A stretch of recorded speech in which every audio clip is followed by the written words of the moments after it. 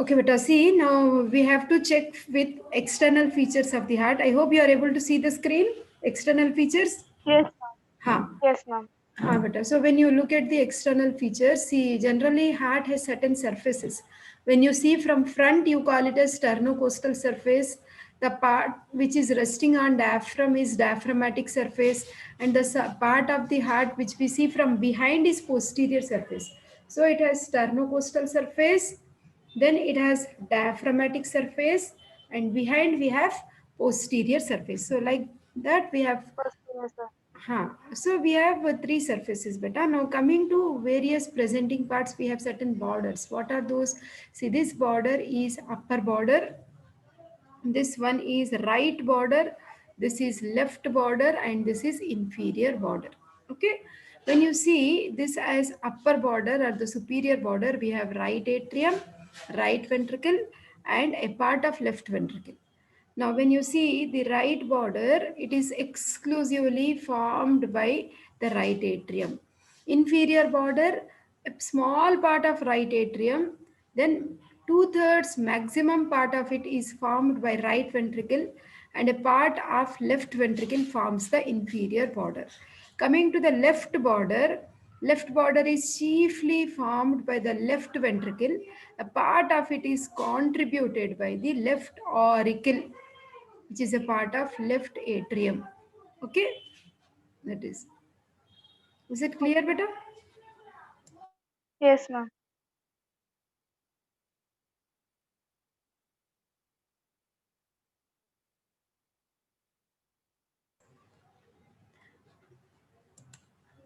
Now see here, beta. After see, knowing the external features, now we should know. See, this was the picture I projected in the morning, right? Isn't it? The upper border, Yes, inferior ma'am. border, right border, left border, and this is apex. Apex of the heart is formed by which chamber? That is left Left ventricle. ventricle. Okay, very good. Left ventricle. Okay, now coming to the interior. Now, basically, when you see the right atrium, it has two openings. That is the opening of superior vena cava and opening of inferior vena cava. So, both the now superior vena cava is collecting the blood from head and neck region and also upper limb, because it's the blood is moving towards the gravity. We do not have any valves over here. Whereas inferior vena cava is pumping the blood from lower limb abdomen. That's the reason inferior vena cava opening is guarded by a valve which is called as eustachian valve or valve of inferior vena cava.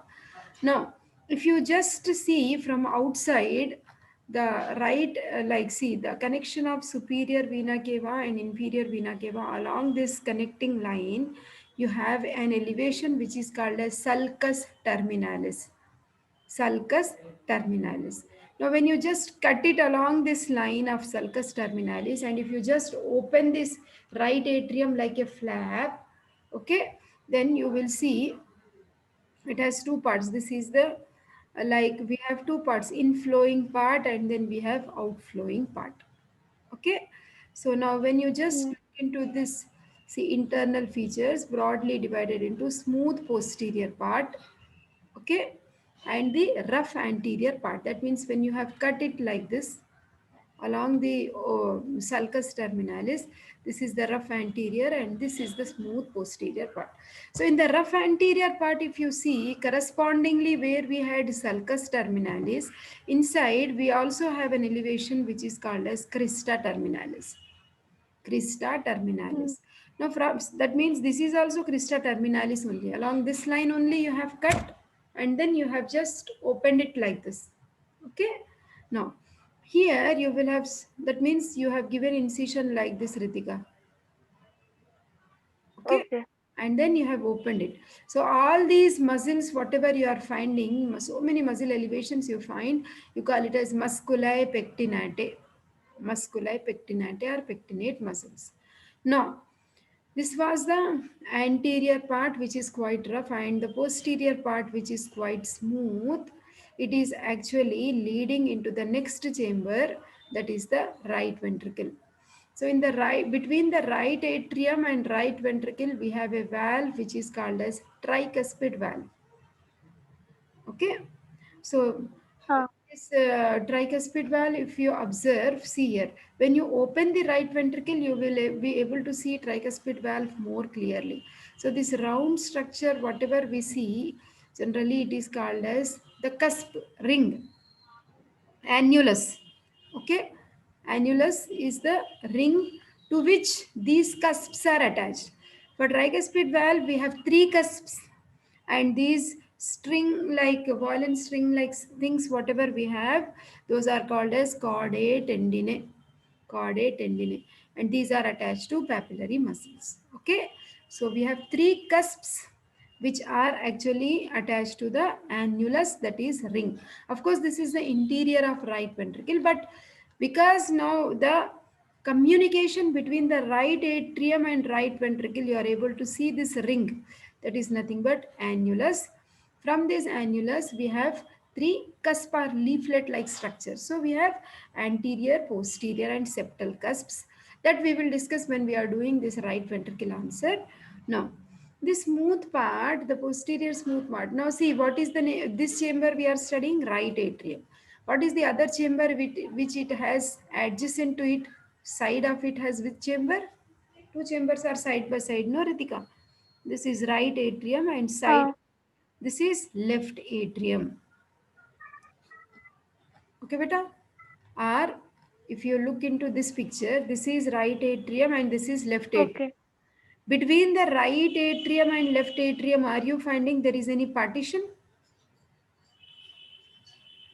Interatrial Huh. septum, beta. Okay, Huh. interatrial Okay. septum. So that is only you are seeing now. That means you have opened the right atrium and this is the wall of partition. Huh. Wall. Okay, China wall, like wall of partition between the right atrium and left atrium. Okay, so this interatrial septum will have certain features which we should remember. So it has a depression which is actually called as fossa ovalis. The margins of this fossa ovalis are quite sharp and it is called as limbus fossa ovalis. Okay, now during the fetal life, basically the lungs are not functional and the right atrium is directly receiving oxygenated blood through the inferior vena cava, through the like umbilical arteries and umbilical veins, through the ligamentum venosum. It will have connection with this inferior vena cava. Okay, that means the oxygenated blood is directly coming to the right atrium.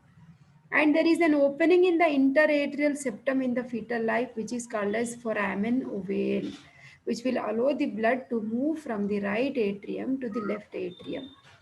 So that the blood need not go to right ventricle through pulmonary trunk, it may not go, it need not go to the lungs. Even if it goes to the lungs, it is useless only because there is lungs are not functional till birth. Only once the baby is taking birth and starts crying, then only the baby's lung will become functional. That's why when the baby doesn't cry, you just beat the baby so that the lungs will start functioning with that sharp deep in breath what the baby takes. Okay, that Hmm. is okay. But now see, that is now as soon as the baby is born, that oval hole, that is the foramen oval, is closed. Okay, and just you find a depression that is called as fossa ovalis, and the margins of which is limbus fossa ovalis. Now as you go down, lower down, right in front of the cusp, you have a sharp area here. Okay, so which Hmm. is here tendon of Todaro. Actually, when we talk about the fibrous skeleton of heart, you will see there will be a hard area, triangle of Koch. This area, below Huh. this area, like right in front of the cusp and below foramen fossa ovalis, here we have a triangular structure which is called as triangle of Koch. Okay, beta. So all these things we should try to write when we are talk, like talking about the internal features, smooth posterior part, superior inferior vena cava. Apart from this, you will see one more venous drainage of heart is what is the big vein which is draining the heart? Coronary sinus, isn't it? So many Huh. right cardiac, middle cardiac vein, so many veins we see, no, beta? I'll just show you once Yes. here. See, this is the main vein. So many small veins, oblique vein, we have great cardiac vein, small cardiac vein. So all veins of the heart are draining into which big vein we have? Coronary sinus. This here. Where is this coronary sinus opening? Into the right atrium. Okay. Okay, beta. Now, why Huh. did I show you that? Because that coronary sinus is also opening here and here, because it is a venous chamber, no? Right atrium is collecting all venous blood. Superior vena Huh. cava opening, inferior vena cava opening. Other than that, small veins also will open, which are called as venae cordis minimi or Thebesian veins. Okay, this opening is coronary sinus opening. This is also guarded by a valve of coronary sinus. Okay, these are the openings. Okay, beta. You call it as Thebe. Okay. Okay, inferior vena cava valve was eustachian valve, isn't it? Huh. Beta. So then, I'm just checking if we have missed anything. Fossa vallis, limbus fossa vallis. Okay, we have studied more than what is given here, beta. Okay. So apart from that, usually development, oh, blood supply is also asked. Okay. So the blood supply of the heart is coming from which chambers, beta? The coronary arteries. Huh.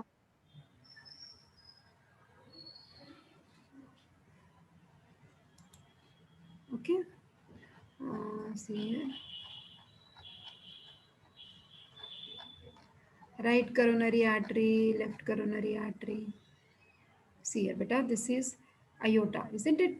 From the aorta, we have like openings inside the aorta. So this is one artery which has started from the ascending aorta. This is the right coronary artery, and then this is the left coronary artery. Left When coronary. you, but so the right coronary artery is running over the sternocostal surface. Okay, it gives many branches to the right atrium. See, because it is running over right atrium, no? So it has so many Huh. branches. One branch is moving along the margin. You call it as marginal branch. Okay, and the other branch you see here. Uh, you can see it is coming back behind like this. Okay, that is the circumflex branch. Okay, this is right coronary artery, no? This one. So this is right coronary artery, beta, which is coming behind. Okay, and then it is continuing as posterior interventricular artery. This one, posterior Okay. interventricular artery. So it has many branches. Actually, it gives very first branch. It goes to SA node. That is the pacemaker of the heart. No. So Huh. a nodal artery, it gives so many atrial branches. It gives marginal artery. Then it comes behind, and then it is running behind between the two ventricles, like in the posterior interventricular sulcus. The name of the artery is posterior interventricular artery. Okay, that means the major blood supply of the right atrium comes from the right coronary artery. Of course, left coronary artery is also giving few branches to the right atrium, but 90% of the blood supply comes from the right coronary artery. The course of left coronary artery is it is going behind, winding behind, like it comes like circumflex branch, but it actually, no, it is giving like this is the main left coronary artery and it is running in the anterior interventricular sulcus. And the name of this branch is anterior interventricular branch. The one which comes goes behind and then comes behind, you call it a circumflex branch. From the anterior interventricular branch, you have one more branch which is called as a diagonal branch. Okay. So the area behind, when you see the diaphragmatic surface, this is our right coronary artery, this is left coronary artery. Okay. Then the place where right and left coronary arteries are forming anastomosis, that area is crux of the heart is the place where you will see right and left coronary arteries, they actually anastomose. Okay beta. Okay. Huh. Then that is actually when you talk about the blood supply of right atrium, you majorly try to focus on right coronary artery, but left coronary artery also gives few branches is to the right atrium. Okay. Okay. Huh. So 90% supply is actually coming from right coronary, and 10% of few branches will come from the left coronary artery. Okay, beta. Now, see, then coming to development, do you remember the formation of heart tube, beta? I actually discussed this in much in detail. Try to revise once the development part. Mm. Bulbous cord is primitive atrial chamber, primitive ventricular chamber. Okay, then sinus venosus, that heart Okay. tube will be there. Now, if you talk about in the atrium, within the atrium, you will see a partition will be growing. Septum primum, septum secundum. Finally, usually there will be a hole like foramen ovale, which gets obliterated. Okay, so Okay.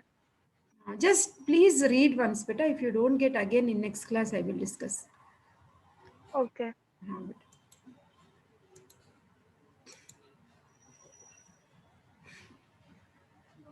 But right atrium, external, internal features, blood supply, and development. Okay. We'll finish off thorax questions first, beta. Then we will go to the abdomen part because it is Okay, ma'am. another book, no? Okay. Hyla of lungs we will go with. And oblique periosteum, sex chromosomes. Okay.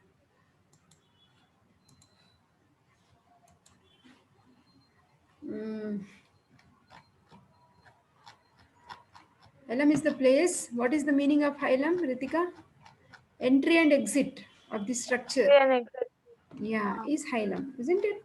So, Yes, ma'am. lung has various surfaces, no beta? Sternocostal surface it has, mediastinal surface it has, diaphragmatic surface it has.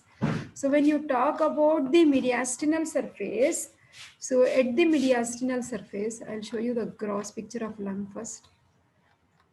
See here beta. So we have two lungs, right? Right lung, left lung. Right lung Huh. has three lobes, left lung has two lobes. The surface, which is like this, like you call this surface from front to behind completely is sternocostal surface. Then Huh. this surface which is resting on diaphragm is the diaphragmatic surface. And the Diaphragmatic. surface which is actually, suppose this is the heart, the extent of lung from the sternum to the vertebral column. From the sternum, that means that is the mediastinal surface or the medial surface. Medial surface, this whole thing is medial surface. This is the anterior border and this is the posterior border. This whole surface is actually medial surface, which is further subdivided into mediastinal and vertebral surfaces. Is that clear? Okay. Huh. Yes, ma'am. Now at the mediastinal surface, no, because you are telling heart is in the middle. Obviously, the structures will go into the heart and will come into the heart. We will also see the trachea bifurcating and entering into the lungs from this portal only. Isn't it better? So now let us Huh. see what all the structures we see in the hilum. Okay, roots of the right and left lung. So this area better. Hmm? So here in Huh. the hilum or the root of the lung, see here, you need to practice the diagram. Before that, I will show you. See, root of the lung is a short, broad pedicel that connects the medial surface of the lung to the mediastinum. Okay, it is formed by structures which either enter or come out of the lung. Okay, that is the root. And the root of the lungs lie opposite to the bodies of fifth, sixth, and seventh thoracic vertebrae. Now let us see what are the various contents we see in the hilum. These are the arrangements of structures in the hilum beta. Okay. better practice this picture, you will, it becomes easy for you. So in the right lung, see, this is superior part of the picture, this is inferior part, this is front, anterior, and this is behind. So what are the structures we are finding in the right lung? We know that trachea is bifurcating into right principal bronchus. The right principal bronchus will have two further subdivisions, eparterial and hyparterial bronchus.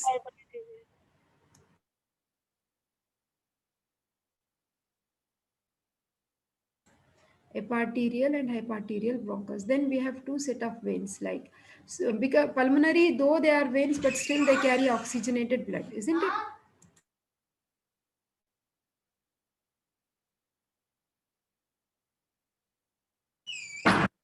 So actually we have four set of pulmonary veins, no, four veins, four pulmonary veins, though they are veins, but still they carry oxygenated blood. So these two pulmonary veins are seen in the right lung and hilum, and two veins we find in the left. Okay. So eparterial bronchus, hyparterial bronchus, pulmonary artery, you can shade it with blue because it's an artery, but still it carries deoxygenated blood.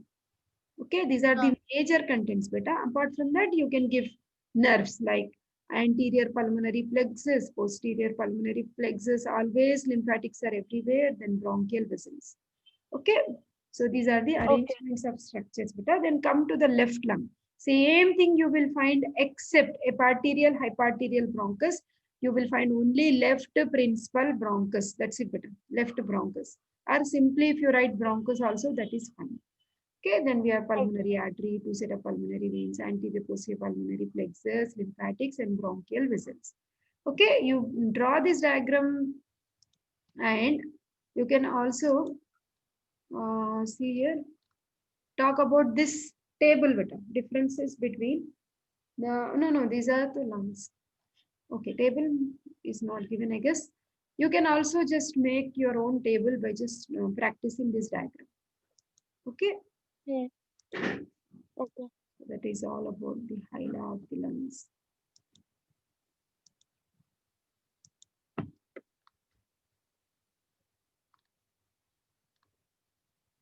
Just checking if I have missed anything, better. Yes.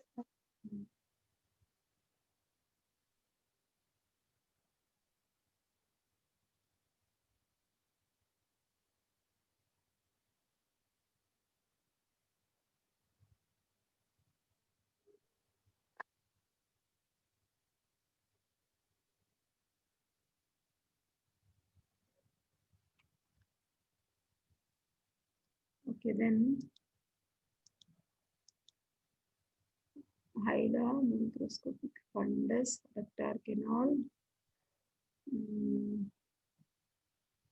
dorsalis pedis, saphenous opening. Only those two questions, better. Then we'll go with Hi. abdomen. Yes, better. Abdomen book we will open. So urinary bladder is the first question, isn't it? Yes, ma'am. Maju?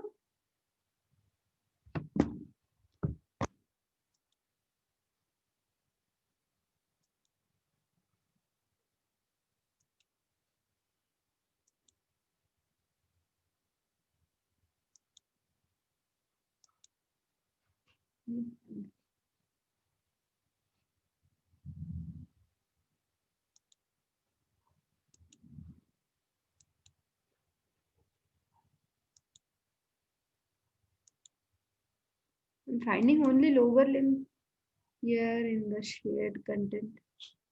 I'm going to share lower limb. Oh, now it is here.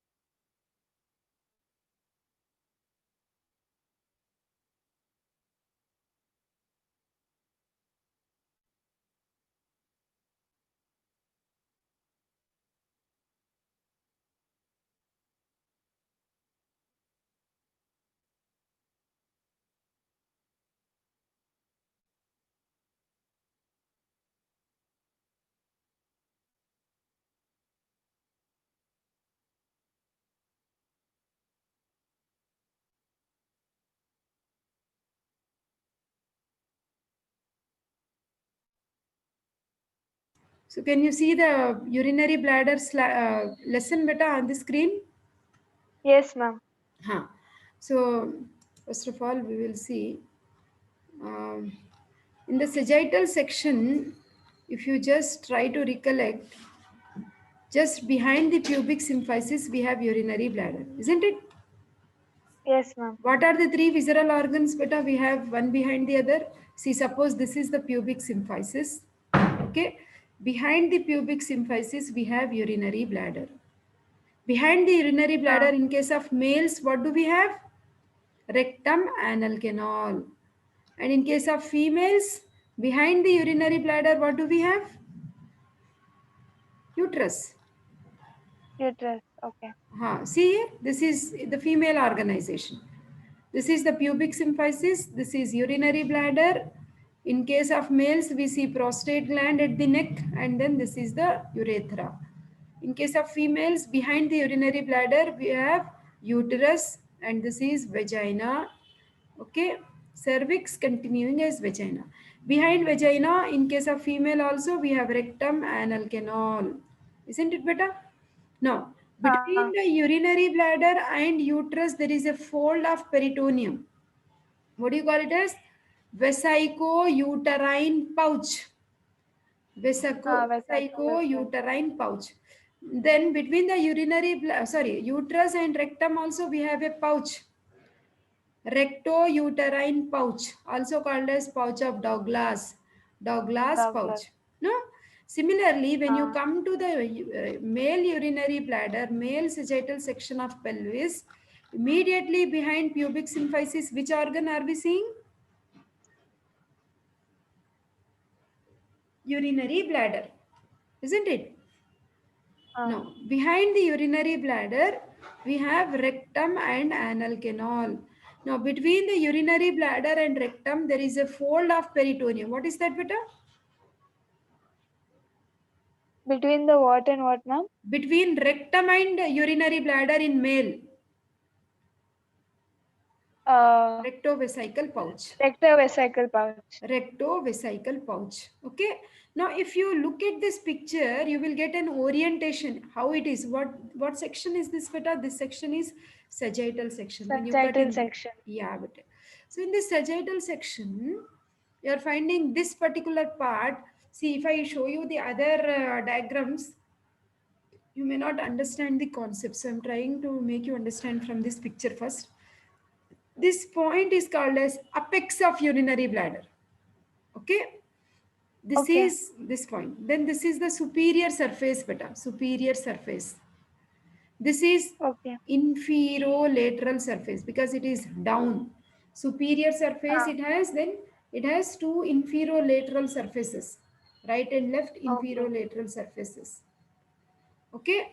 Then this is behind. Piche. We call this as base or also called as posterior surface. Most dependent part of the urinary bladder. And this area is neck. Neck. Neck of the bladder. What is the name of this gland in the neck in case of males? Prostate gland. Very good. Prostate gland.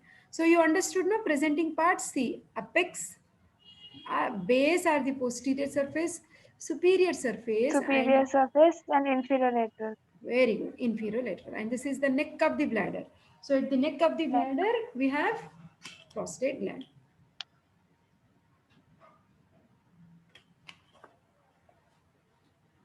Okay, beta. Now, see here. Many pictures are given.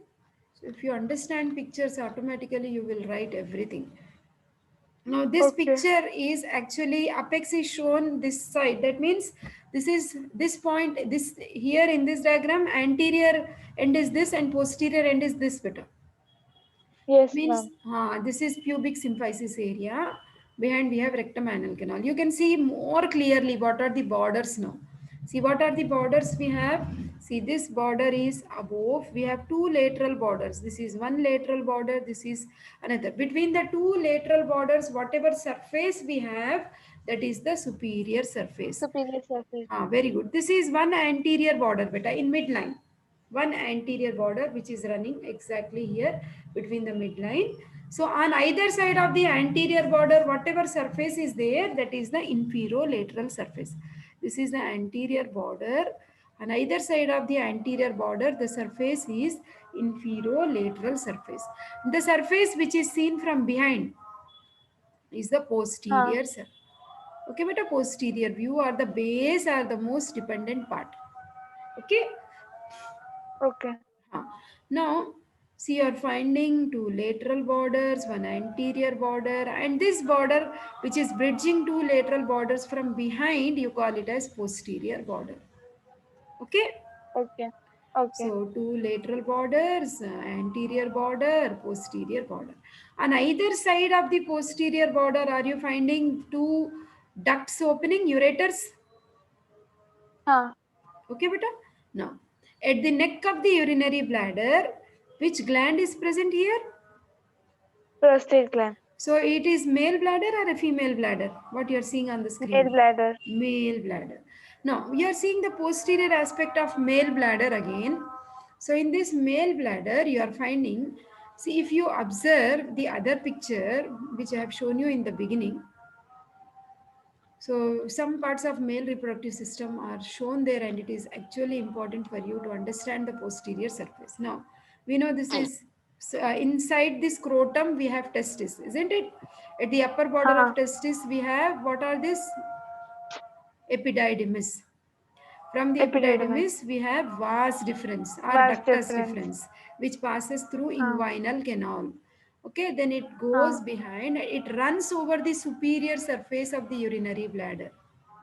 Okay, and then it comes behind, and then it is actually passing through prostate and opening in the prostatic part of urethra. Okay, what is the length of vas deferens? If you remember, I told you beta 45 centimeters. Spinal cord is Okay. also 45 centimeters. Thoracic duct, vas deferens, three things in our body measure 45 centimeters. So this is the journey of vas deferens, which is running over the superior surface, then coming to the posterior surface of urinary bladder. Now you will understand better. Now when you see the posterior aspect of urinary bladder, you are finding two vas deferens. They are coming behind, isn't it? This brown in color. हाँ. This is one vas, and this is the another vas. So it is crossed by these two tubes. What are these which are bringing urine from the kidney? These are ureters. Ureter. Ha. So behind the urinary bladder, we have accessory glands of male reproductive system. Those are seminal vesicles. Okay. So the Okay. seminal vesicle and vas deferens, both of them are joining to form a duct. You call this duct as Ejaculatory duct. ejaculatory duct. Both of them actually pierce the prostate gland to open into the prostatic urethra. Okay, that means into the part of the urethra which is passing through the prostate gland, you call it as prostatic urethra, right? So Yes. urinary bladder, what is the chief function of the urinary bladder? It is the storehouse of urine. Storage. Storage of urine. Okay. So whenever the bladder is full, the sphincters, internal urethral orifice, it's quite involuntary. It opens, it allows the urine to pass through the urethra, isn't it? So we हाँ. know urethra is an outlet for urine, but because the fluid from seminal vesicles and also from the testis and epididymis, you will see sperms are also entering, and they will be entering into the prostatic urethra beta. Okay. Okay, so that means semen is also passing through prostatic urethra, urine is also passing through prostatic urethra. Okay, Okay. so you have understood these two things, then anterior border you have understood, to lateral, posterior borders we have better understood with the help of other pictures. Now coming to the supports. Now I told you false supports are peritoneal folds, like between the urinary bladder and uterus we have vesico uterine pouch. Uterine.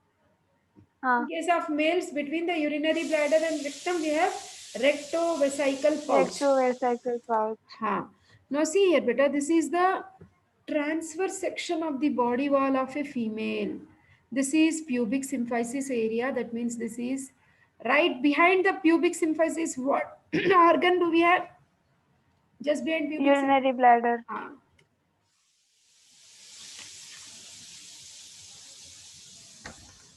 Behind urinary bladder, in case of females, what organ do we have? Uterus. Very good. Behind uterus, in case of females, what do we have, beta? Rectum and anal canal. Excellent. Very good. Now see here, this is our urinary bladder, and connecting the pubic symphysis and urinary bladder, you have certain ligaments. Those are pubovesical ligaments.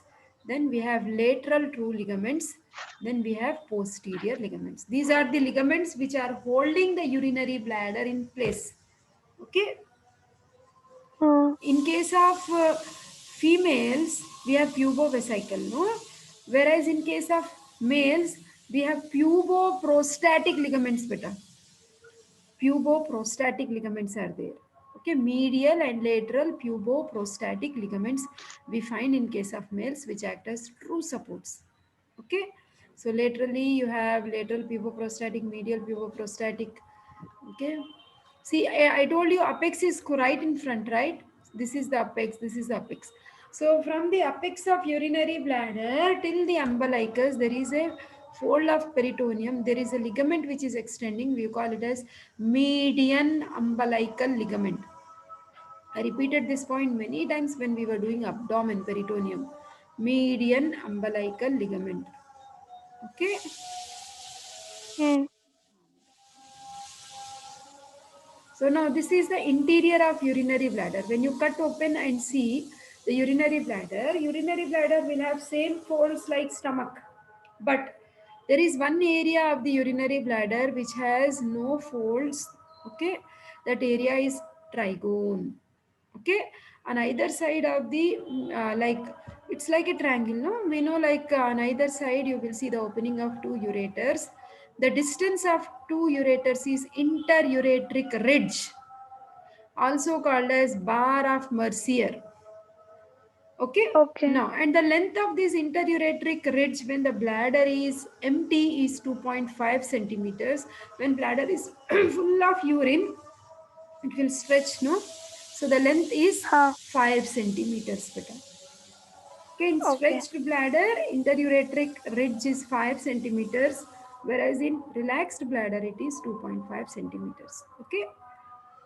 Then Okay. now we know like at the neck of the urinary bladder we have prostate gland, and prostate gland has certain lobes, no? Anterior lobe, posterior lobe, median lobe, two lateral lobes. So the median lobe of prostate is actually projecting into the neck of the urinary bladder, almost into the trigone, forming an elevation at this end. You call it as uvula vesicae.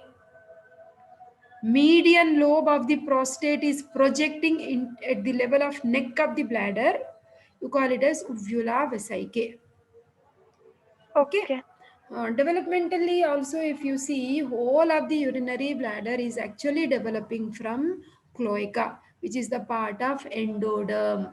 But here the trigone area is actually formed by the absorption of the like paramesonephric ducts, that is actually derivative of mesoderm.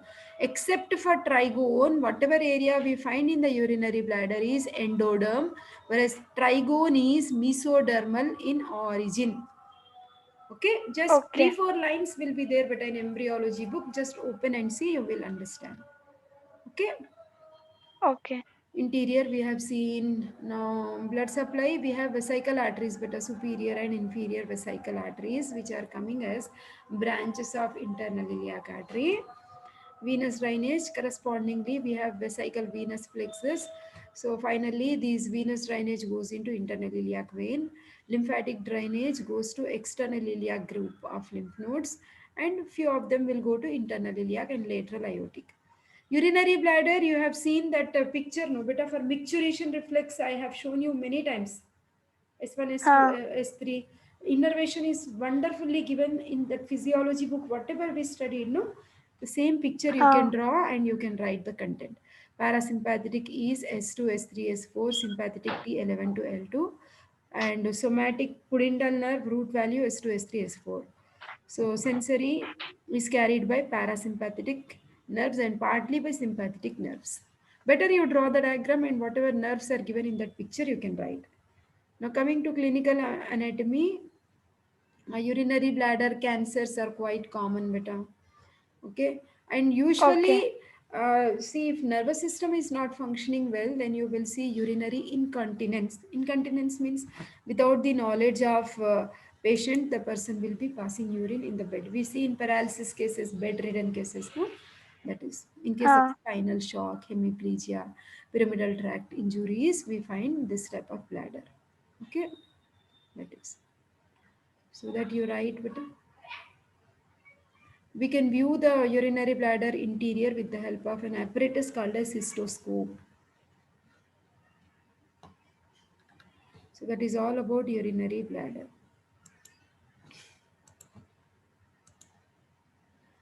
One bladder was not enough. He gave one more bladder.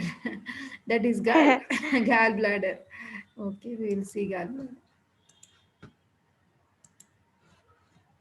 Okay. Do you remember the parts of gallbladder, beta, Ritika? No, ma'am. Okay, no problem. Fundus, body, neck, beta. Okay. Simple question only. But like abdomen has lot to remember relations only, beta.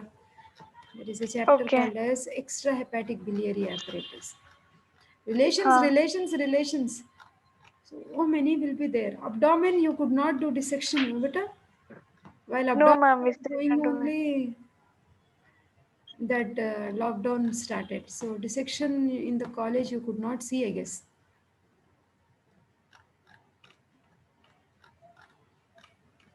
Extrahepatic, yeah, this one.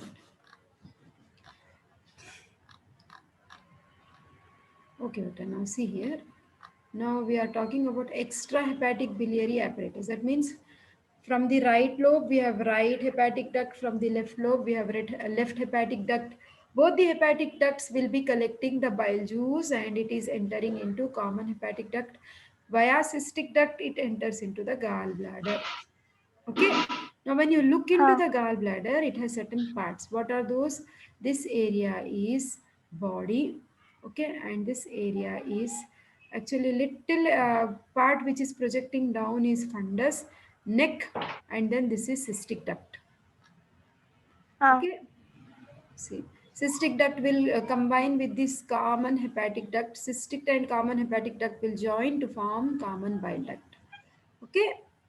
So Okay. that is better. So it will have lot of relations. To be very much sincere now, like it is all memory only better because you didn't even see dissection. But still I'll try to make you understand. See, gallbladder, spear-shaped reservoir of bile which is situated in the inferior aspect of the right lobe of the liver. Okay, see this is the right lobe of the liver and this is the inferior aspect, and this gallbladder is situated on the inferior aspect of the right lobe of the liver. Okay, and like at the right end of porta hepatis. Porta hepatis is an area where you will see, porta means again entry and exit. Hepatic artery, portal vein, and bile duct. Entry and exit point. This point is actually porta hepatis in the inferior aspect of the liver. This blue, light sky blue area. Adjacent to that Huh. only we are finding gallbladder. Okay, beta? That is. Okay.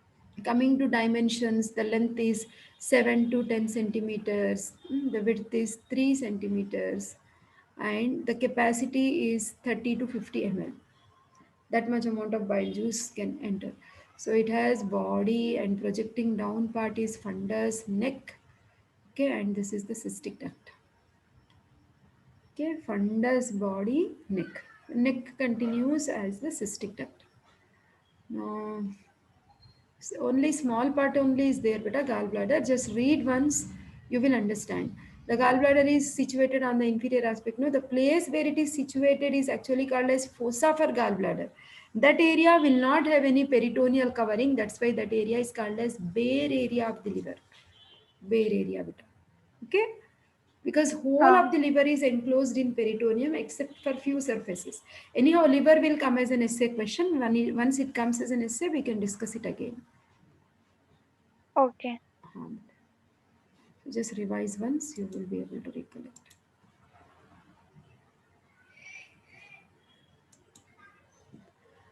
Hilum we have done. Portal vein. All related questions he is giving. No, portal vein is again related to liver only. No. Ha. Okay. Examiner did not. Maybe he. All to like there should be a combination of good questions. I feel while framing the paper. Hey. Everything should be included, but he has confined to something. Already gallbladder is asked and again because relations again will be same. For the student to write, it seems as though they are repeating the same points in the answer sheet. Ha. Okay, beta. Now see here, we are talking about portal vein. See, how is the portal vein formed? Do you remember? Combination of which two veins? Superior Uh, mesenteric vein and splenic vein. Both of them will join to form portal vein. Okay? okay. Where is that discussion given? Ah, yeah, got it. See here, beta. What is the question? Did he specify Portal vein. something or simply portal? Portal vein is an essay Just question. portal vein. Ah, he has asked very vaguely. Okay. Now see here. How is the portal vein formed? See, this is our portal vein. So the portal vein is formed by the joining. See, it's a venous drainage. No, you should come in reverse direction. Superior mesenteric vein and splenic vein. Both these veins are joining to form hepatic portal vein. And into the splenic vein, you will see inferior mesenteric vein is draining. Okay. Ha. Okay. Then this portal vein, just now I told you, no, but this area is porta hepatis. Ha. Ha. Entry Ha. and exit. See, this is gallbladder. Here we have porta hepatis. I told you hepatic artery, portal vein, and bile duct. These three structures we see. When you observe this portal vein, it has right branch, right lobe, and it has left branch towards the left lobe. That means it is branching into right and left.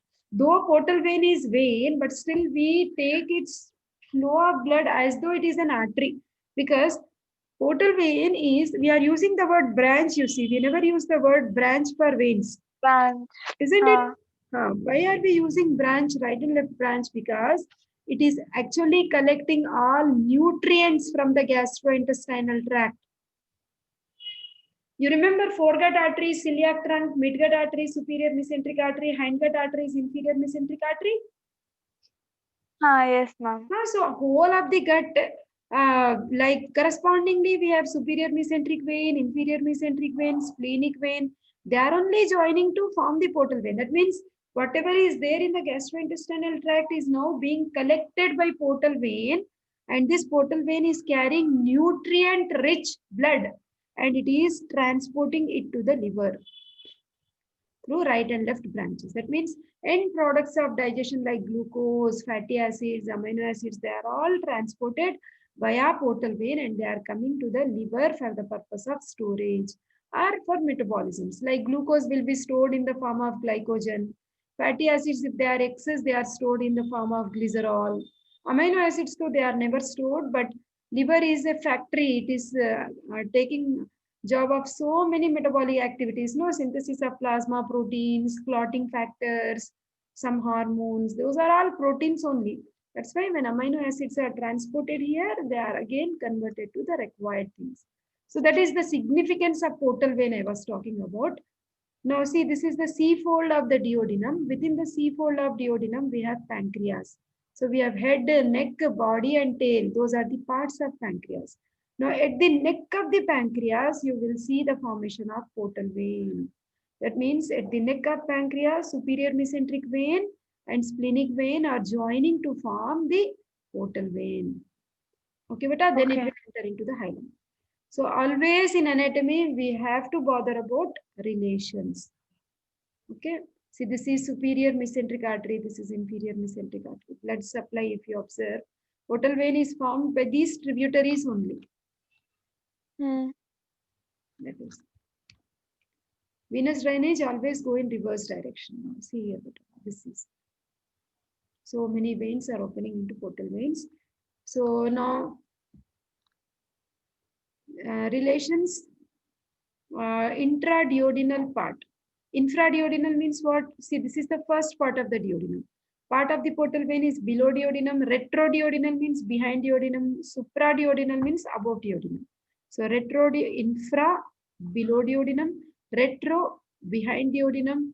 And supra, above duodenum.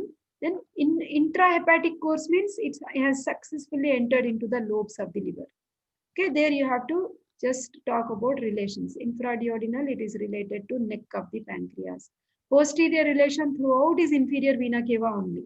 Whether it is infra, whether it is retroduodenal, whether it is supraduodenal, you will see posteriorly inferior vena cava. Okay. And the other relations, retroduodenal, retro means behind duodenum, no better. So anteriorly, the second part, that is retroduodenal part of portal vein, is covered by first part of the duodenum. There you will also see bile duct and gastroduodenal artery. Supraduodenal part, anteriorly it is related to hepatic artery and bile duct. Posteriorly, for all these three parts, you just write inferior vena cava. That's it. Intrahepatic course, it divides into right branch and left branch. Right branch goes into the right lobe, left branch goes into the left lobe. Okay, it accompanies the branches of hepatic artery. Okay, beta. Now coming to tributaries. Tributaries, you just practice this diagram, you will write everything. Basically, we know superior mesenteric artery and splenic vein have joined, right? Apart from that, what are the other veins which are opening? Inferior mesenteric vein is opening, superior pancreaticoduodenal vein is opening, right gastric vein is opening, left gastric vein is opening, cystic vein, paraumbilical vein. So many veins are opening here into the portal vein. Okay, beta? Okay. So these are all tributaries. Once you know the tributaries, then we have to talk about porta-caval anastomosis. The meaning of porta-caval anastomosis, this is our portal vein with a light sky blue or violet colored area. Superior mesenteric vein, splenic vein, portal vein, right and left branch. So the tributaries of portal vein will have communication with inferior vena cava, where like at the esophagus, at the rectum anal canal area, at the bare area of the liver. So many places are there, beta. So that places where inferior vena cava tributaries and the portal vein tributaries, they join. You call it as porta caval anastomosis. Very good table is given here for us to remember, beta. Now sides of porta caval anastomosis. See lower end of the esophagus. So portal vein is left gastric vein, systemic veins, inferior vena cava tributary, esophageal veins. Lower end of the rectum, we have superior rectal vein, which is the tributary of portal vein. Middle and inferior rectal veins are the tributaries of inferior vena cava. Like that, at least 7 positions, we have the points of communications of portal and inferior vena cava tributaries. They are just communicating. Call them as porta caval anastomosis. Now, what is the difficulty with this? Suppose people who take a lot of alcohol, or people unfortunately who are suffering with some liver disorders despite of not taking alcohol also, if they suffer with portal hypertension, these anastomotic channels, they may rupture due to high blood pressure. So suppose if there is a rupture at this esophagus, the patient will come to us with hematemesis, blood vomiting. Okay. Suppose if there is so much of portal hypertension, then you will see caput medusae. That means around the umbilicus, earthworm like. Just now when I was scrolling, I found that picture. Beta. Again, if I find, I will show you. Porta like caput medusae, big veins around the umbilicus. Okay. Then suppose if the rupture is at rectum and anal canal, the patient will come to us with hemorrhoids, bleeding in the anal canal. Okay, whenever the person is passing stool or motion. And the remaining things like posterior abdominal wall, bare area, so much unfortunate, they are all internal things, and the external bleeding is not seen in these cases. Very dangerous. External bleeding, we will take care of the patient and we will start blood transfusion. Internal bleeding, Patient himself will not come to us in time, and it may be a very dangerous situation. Person may die only. Okay. So that is all about portal vein. Actually, it is like an essay, but I have discussed like essay only. You also study as an essay. Sometimes we don't get an essay question, then you think like portal vein is covered. Okay. Do you remember stomach fundus?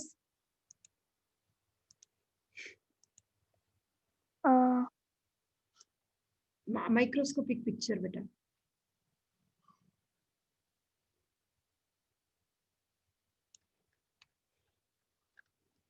Basically, what are the 4 layers we find there, beta? Mucosa. See here, this mucosa, is the fundus. submucosa, muscularis, and serosa. Very good. Yeah, mucosa is the innermost lining, below which we have the submucosa, then we have muscularis externa, then serosa.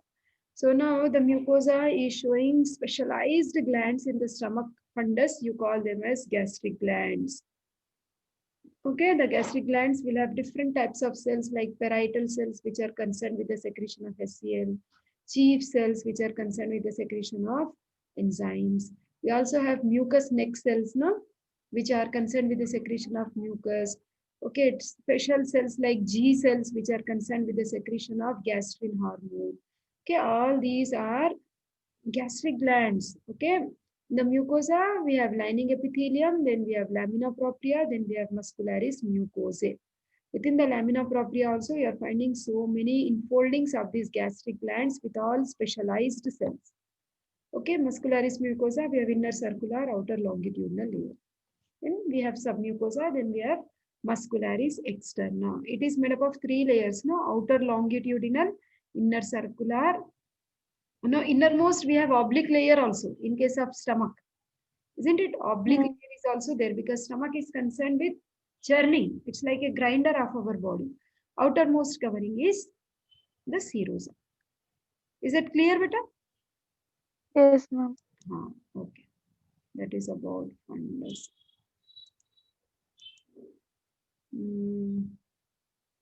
Then we will go with adductor canal. Adductor canal is also called as, what other names do we have, beta, for adductor canal? Till I open the page. Medial compartment of the thigh chapter. Hunter's canal. Subsartorial canal. No, beta? Why is it called as Hunter's canal? John Hunter was the surgeon who has performed the operation at Hunter's canal by ligating the popliteal artery to treat aneurysms. I told you this when we were doing this chapter.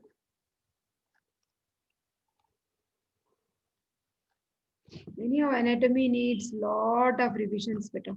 No wonder, because it's so much of subject, vast, no? So much is there, how much to remember. So unless we keep studying and revising, we had for 1.5 years. I'm from 95 batch, beta, and we studied anatomy for 1.5 years. It was like, by then, like in 95, first year was 1.5 years duration. Okay. For you, the duration is same. And we also had papers like you. Paper 1, 100 marks. Paper 2, 100 marks. And practicals we had for 100 marks. Where Viva was given 50 marks. Rest for records and all small things. We had 50 more marks. And internal assessments were never considered, in fact. There were no internal assessments then. And I am from a government college, no, where people never used to care only. Do or die. And corrections used to be in the same college where when our practicals were going on, examiners used to come, they used to open the bundle and start correcting. So much torture it was. Purposely also they used to fail if they didn't like the student. So much common it was. Now only it is better, in fact. Okay, beta. So subsartorial canal, see, in the middle of the thigh, if you just lift this sartorius muscle, below this sartorius muscle, you will find there is a triangular space that is called as like adductor canal or Hunter's canal.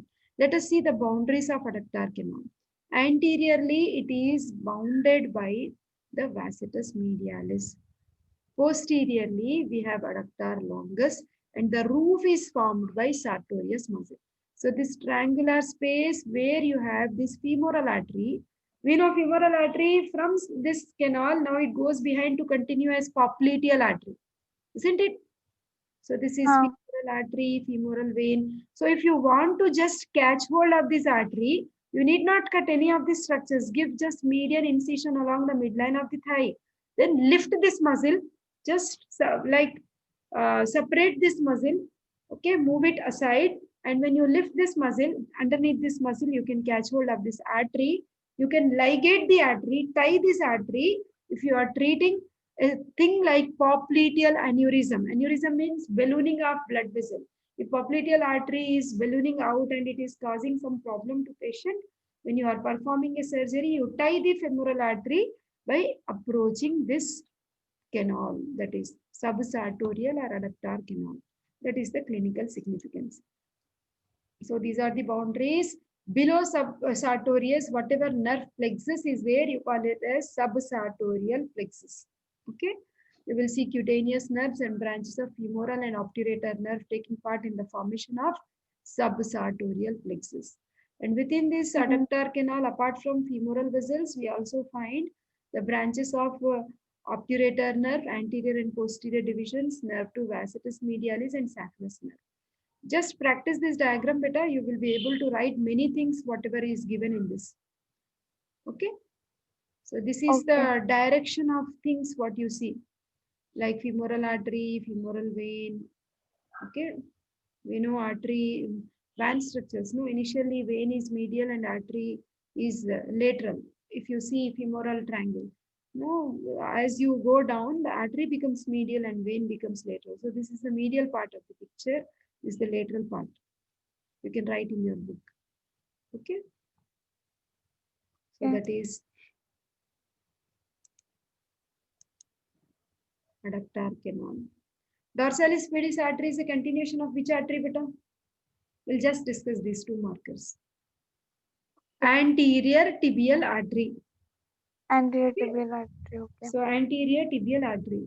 Then anterior tibial artery, which is continuing in the dorsum of the foot. Now it is called as dorsalis pedis artery. What is the clinical significance? We can check the pulse. Pulse, okay. Pulse. Yeah. And what are the various branches we find better here? It is actually giving major supply to the ankle joint. So we have medial and lateral malleolar arteries, superior and inferior groups. Okay. Okay. Okay. Yeah. Saphenous opening, where do we find? What is the deep fascia of the thigh called as fascia lata? Fascia lata. Within the fascia lata, at the upper part of the fascia lata, you will see the oval opening, that is saphenous opening, through which great saphenous vein passes through the saphenous opening to enter into the femoral vein. Okay. No, the saphenous opening is the place where we have cribriform fascia. That means the fascia is like a sieve. Sieve. That's why it is called as cribriform fascia. Okay, but sex chromosomes. What are sex chromosomes? Basically, chromosomes are autosomes and allosomes. 22 pairs of autosomes and 1 pair of sex chromosomes. 1 pair sex chromosomes. Yeah, in case of females, 2 X chromosomes. In case of male, X and Y. X Okay. and Y. Yeah. Periosteum, the protective outermost covering of the bone, is called as periosteum. Okay. And the blood vessels are actually passing through periosteum and going into the interior of the bone. Periosteal blood vessels. Basically, these periosteal blood vessels are derived from the anastomosis of the nearby joint. Like for knee joint, we have anastomosis around knee joint, around elbow joint, around ankle joint, isn't it? So from there only you will see the periosteal arteries will be derived. Not only that, in long bone you have a foramen called as nutrient artery, nutrient foramen. From there also you will see the branches which are coming out from the medulla area to the outside. Those are also periosteal arteries. In oblique popliteal ligament, in which joint we will see this oblique popliteal ligament? Knee joint. Knee joint, behind. It's a triangular expansion, isn't it? It's a remnant what we see with semi-membranosus muscle. Okay, it is triangular expanded. Anyhow, we are going to discuss this also in detail when we are discussing knee joint as an essay. Okay, beta. So we will stop here. Okay, ma'am. Better you write one exam, no, beta.